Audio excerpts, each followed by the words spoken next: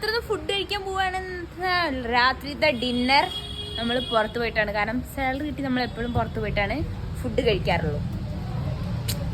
Outfit നോക്കൂ, ഒന്നും ചെയ്തിട്ടില്ല, വെറുതെ ലിപ്സ്റ്റിക് ഇട്ടിട്ടുണ്ട്.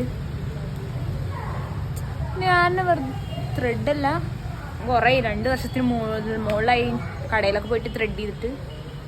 ഞാൻ എപ്പോഴും ത്രെഡ് ചെയ്യാറ്. വീട്ടിൽ നിന്ന് ഇറങ്ങിയിട്ട് നമ്മൾ നേരെ കണ്ണൂർ റെസ്റ്റോറൻറ്റിലേക്ക് വിട്ടു. അവിടെ കമ്മനാളി നമ്മുടെ വീടിൻ്റെ അടുത്ത് തന്നെയാണ് കണ്ണൂർ റെസ്റ്റോറൻറ്റ്. അടിപൊളി ഫുഡൊക്കെ തന്നെയാണ്. പക്ഷേ എനിക്ക് അവിടുത്തെ ബിരിയാണി മാത്രം ഇഷ്ടമല്ല. അവിടുത്തേക്ക് ഏറ്റവും ഇഷ്ടമുള്ളത് ചെട്ടിനാട് ചിക്കൻ കറിയും വെള്ളയപ്പം. അതന്നെ ഞാൻ കൂടുതൽ അവിടെ നിന്ന് ഓർഡർ ചെയ്യാറ്. അപ്പോൾ അത് ഓർഡർ ചെയ്തിട്ട് നമ്മൾ ഇങ്ങനെ ഇരിക്കുകയാണ്. പ്രത്യേകിച്ച് അതിൽ നോക്കൊന്നും വേണ്ടായിരുന്നു ഞങ്ങൾക്ക്. കാരണം ഞാൻ ഉറപ്പിച്ചിരുന്നു അതന്നെ ഓർഡർ ചെയ്യുള്ളൂ. വെള്ളം കുടിച്ച് നമ്മൾ ചൂടുവെള്ളം കൊടുത്തിട്ട് കുടിച്ചിട്ടിരിക്കുകയാണ് ഗൈസ്.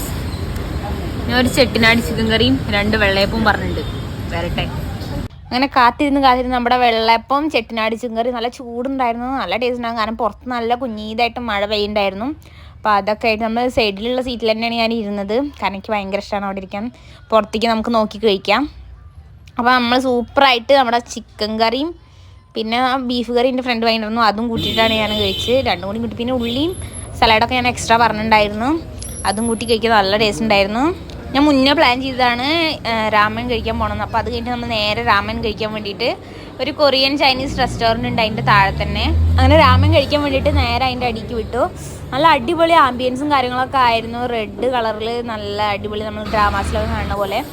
ഗൈസ്, നമ്മൾ രാമൻ വാങ്ങാൻ വേണ്ടിയിട്ട് ഒരു കൊറിയൻ റെസ്റ്റോറൻറ്റിൽ വന്നിരിക്കുകയാണ്. ഫസ്റ്റ് ആയിട്ട് ട്രൈ ചെയ്യണം നമ്മൾ. ഒരു 5 മാസത്തെ കാത്തിരിപ്പിന് ശേഷമാണ് ഇപ്പോൾ വാങ്ങണത്. നല്ല രസം ഉണ്ടാവുമെന്ന് പ്രതീക്ഷിക്കുന്നു. രാമൻ കഴിക്കാം. ഒരു കൊറിയൻ ഡ്രാമ ഫാനാണ് ഗൈസ്. നമ്മുടെ രാമൻ കിട്ടിയിട്ടുണ്ട് നമുക്ക്. അപ്പം നീ വീട്ടിൽ പോയിട്ട് വേണം കഴിക്കാൻ. നിങ്ങൾക്ക് കണ്ടാൽ തന്നെ മനസ്സിലാവും ഞാൻ ഭയങ്കര സന്തോഷിച്ചിട്ടാണ്. എനിക്ക് ഭയങ്കര സന്തോഷം ഉണ്ടായിരുന്നു. വീട്ടിൽ ചെന്നിട്ട് ഞാൻ അത് തുറന്നു നോക്കി. മണയ്ക്ക് അത്ര കുഴപ്പം തോന്നിയില്ല. പിന്നെയാണ് മനസ്സിലായത്.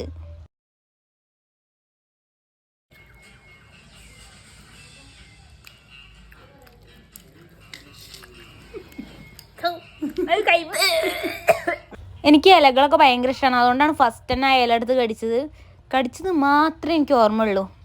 260 രൂപ എന്തായാലും പോയി. ഇങ്ങനെയല്ല ഞാൻ വിചാരിച്ച രാമൻ, ഇങ്ങനെയല്ല